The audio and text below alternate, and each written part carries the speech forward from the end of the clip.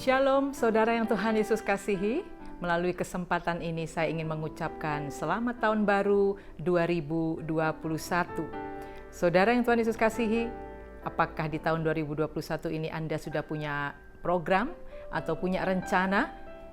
Atau lebih dalam lagi sudah memiliki satu komitmen untuk menjalani tahun 2021 ini lebih baik lagi dari tahun-tahun sebelumnya? Saudara yang Tuhan Yesus kasihi, jika saudara sudah membuat satu komitmen atau sedang merencanakan satu program yang lebih dalam lagi dan mengikat untuk tahun 2021 ini, adalah baiknya saudara lebih dahulu mengetahui apa itu arti sebuah komitmen. Saudara, komitmen itu adalah suatu perjanjian atau janji atau tekad untuk melakukan sesuatu yang tentu saja sifatnya mengikat, yaitu harus dilakukan dan dalam jangka waktu yang panjang. Dan biasanya perjanjian ini berhubungan dengan satu tekad yang setia dan berhubungan dengan ketekunan. Saudara yang Tuhan Yesus kasihi, ada berbagai macam komitmen yang terjadi di dalam kehidupan setiap manusia.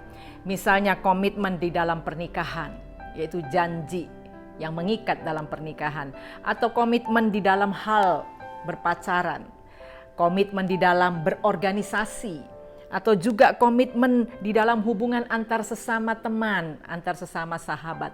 Dan juga saudara, ada juga komitmen dalam hubungan antara manusia dengan Allah.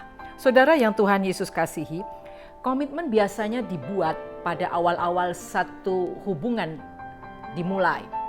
Atau bisa juga komitmen dibuat setelah hubungan itu berjalan sekian lama, dan komitmen ini disebut dengan pembaharuan komitmen. Saudara yang Tuhan Yesus kasihi, bentuk komitmen pastilah selalu hal yang positif, hal yang baik untuk dilakukan. Nah saudara, itulah arti dari kata komitmen. Tentunya jangan sekedar kita tahu teori saja atau definisinya, tetapi komitmen ini sebaiknya dipraktekkan.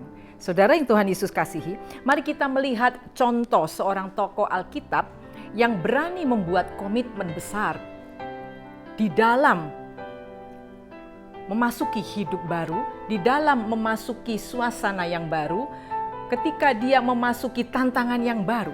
Nah, kita belajar dari Yosua. Saudara, Yosua 24 ayat 15 kita akan baca bersama-sama.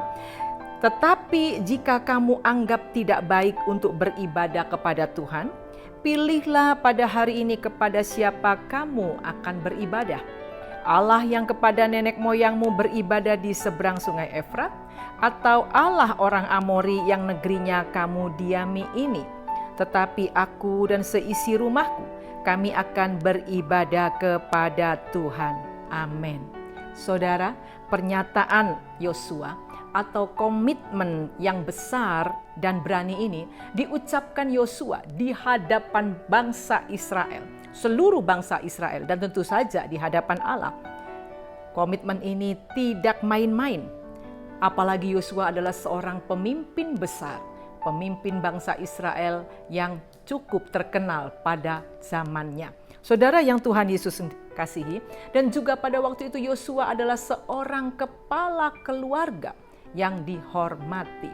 Saudara, isi komitmen yang penting kita akan pelajari di sini yaitu dia, Yosua, dan seisi rumahnya dikatakan tetap beribadah kepada Tuhan.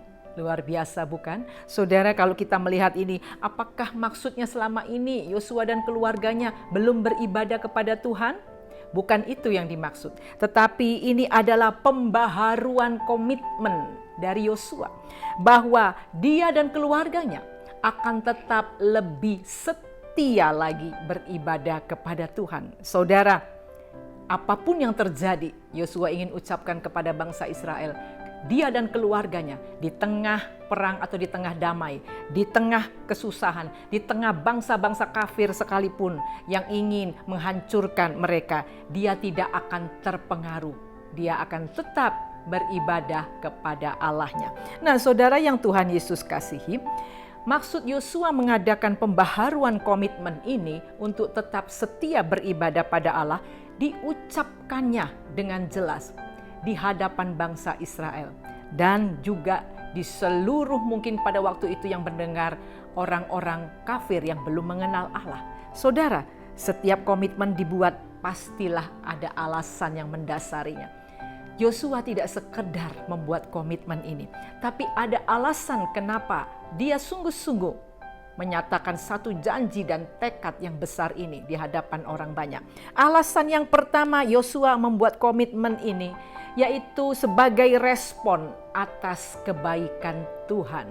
Saudara, dalam Yosua 24 ayat 13 firman Tuhan berkata demikian. Demikianlah kuberikan kepadamu negeri yang kamu peroleh tanpa bersusah-susah dan kota-kota yang tidak kamu dirikan, tetapi kamulah yang diam di dalamnya, juga kebun-kebun anggur dan kebun-kebun zaitun yang tidak kamu tanami, kamulah yang makan hasilnya. Amin. Saudara, Alkitab mencatat bangsa Israel di dalam pimpinan Yosua meruntuhkan tembok Yeriko yang begitu kuat, yang begitu kokoh, hanya dengan mengelilinginya sebanyak 13 kali. Dan pada putaran ke-13 runtuhlah tembok itu. Saudara, ini tentu saja pekerjaan Tuhan, bukan pekerjaan orang Israel. Saudara yang Tuhan Yesus kasihi, masih banyak lagi tanda-tanda ajaib yang Tuhan kerjakan untuk bangsa Israel di bawah kepemimpinan Yosua. Kota-kota di tanah Kanaan dikuasai oleh bangsa Israel. Oleh sebab itu, untuk menyatakan kebaikan Tuhan, untuk menyatakan bagaimana Allah begitu besar mujizatnya kepada bangsa Israel, Yosua membuat satu komitmen ini tetap beribadah kepada Tuhan.